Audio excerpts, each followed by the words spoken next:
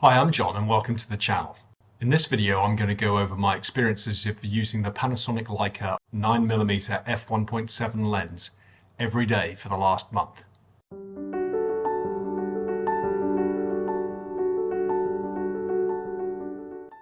Why would anybody use such a specialty lens like the 9mm as their primary lens for a whole month? Just to give you some background, I tend to shoot telephoto because I like to capture images of my family either in portraits or doing sporting events like skiing, mountain biking or school sports. These types of activities lend themselves better to longer focal lengths. My approach to moving subjects is to choose the right continuous autofocus settings, jack up the shutter speed and set the lens wide open. This is a pretty repeatable recipe for catching nice shots with some subject isolation. Composition comes into it, but in a substantially different way to shooting an ultra wide angle lens. But I've been using that approach for a good while now, and I guess we all get a little bit jaded doing the same thing over and over. So I thought picking up a wide angle lens would give me a fresh perspective on my photography. I'd read some good things about the Panasonic Leica 9mm and was intrigued to use it as I've never shot wider than 12mm. I think my historic reticence in shooting wide is that I'd equated the results to some fairly bland pictures that could be captured using an iPhone. And shooting ultra wide-angled portraits tends to be a novelty trick that you can quickly get tired of. But before we get into my experiences with the lens, let's spend a moment and review its key characteristics. The lens is small and fast for an 18mm full-frame equivalent focal length, and it's reasonably priced, coming in at around $500 plus sales tax here in the US. The lens has a minimum focusing distance of 9.5cm, which combined with a maximum aperture of f1.7 can create some nice background separation. I find the bokeh pleasing, but that is subjective. The lens is weather sealed against dust and is splash proof.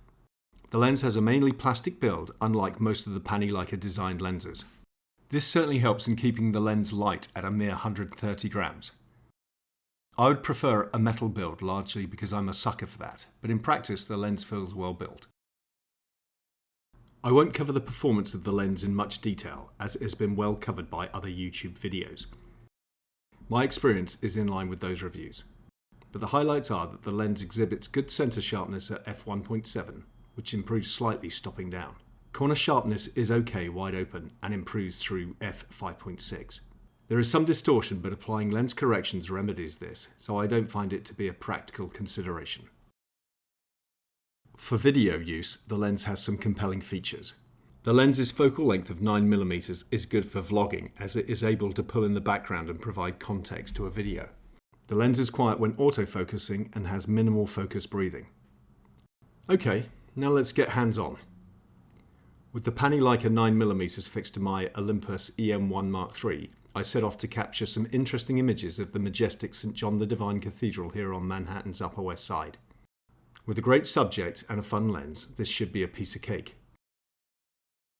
I'm not a spiritual man, but the cathedral is awe-inspiring.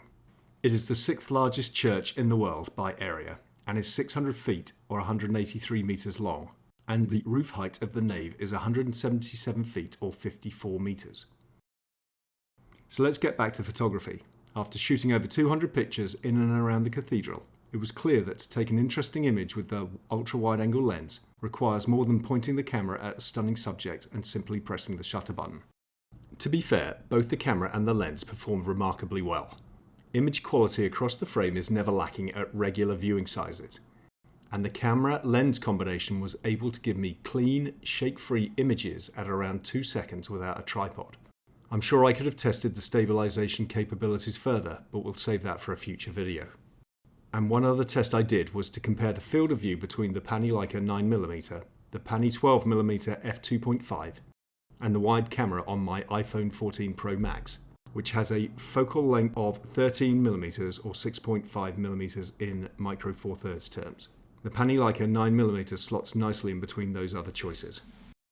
Taking a look at my images, you can see some of the pictures are maybe okay from an architectural and documenting perspective, but beyond that they're not very interesting. I didn't do the lens or the cathedral any justice. Though I did like the images with subjects super close to the lens and shooting wide open. Dejectedly, I reverted to YouTube for some solace. I spent a chunk of time trying to learn what makes a wide-angle picture compelling. My mantra quickly became get close to your foreground, connect it to your background, and find leading lines and symmetry. Armed with this newfound knowledge, I was eager to put it into practice. I bounced around some neighborhoods local to me here in Manhattan and started to compose some images. I think in general my images are improving, but this feels like the start of a journey rather than the destination. Okay, so what have I learned over the past month with the 9mm as my principal lens? Well, you really need to thoughtfully compose a picture with a wide-angled lens, or it will be just plain uninteresting. Linked to my first point, my keeper rate is much lower than with other focal lengths, as I have to work much harder on creating the composition. I hope this improves with time. An ultra-wide-angle prime lens can be limiting in a way that a zoom would not. Sometimes you just can't zoom with your feet. But that's hardly a fault of the lens, but it is worth considering a wide-angled zoom if you can tolerate some combination of increased size, cost, or reduction in speed of the lens. And finally, looking at everything with an ultra-wide-angled lens perspective is starting to make my head hurt. Walking down the hall or down the street, I find I'm evaluating everything for leading lines and connecting foregrounds to midgrounds and backgrounds. I think I need to wean myself off the 9mm as I think it's creating a dependency. So it's been quite the journey with the little Panasonic Leica 9mm. It has opened my eyes to a whole area of photography that I've ignored, as it's just much harder than it might first seem. I don't think I'm ever going to turn into a landscape photographer, as I generally try to connect myself and my family to a moment in time or an experience, which doesn't tend to favour an ultra-wide-angled lens in my opinion, but it's definitely pushed me in the direction of really thinking about composition and how ultra-wide-angled lenses may play a larger part in my photography going forward. And with all that said, the little 9mm is a keeper. Plenty small enough just to keep in a camera bag and pull out when you have that ultra-wide-angle itch to scratch. It's small, fast, and nicely sharp, even wide open. If you have any insights on how you use an ultra-wide-angle lens, I'd love to hear your thoughts. So please leave a comment below. And of course, like and subscribe.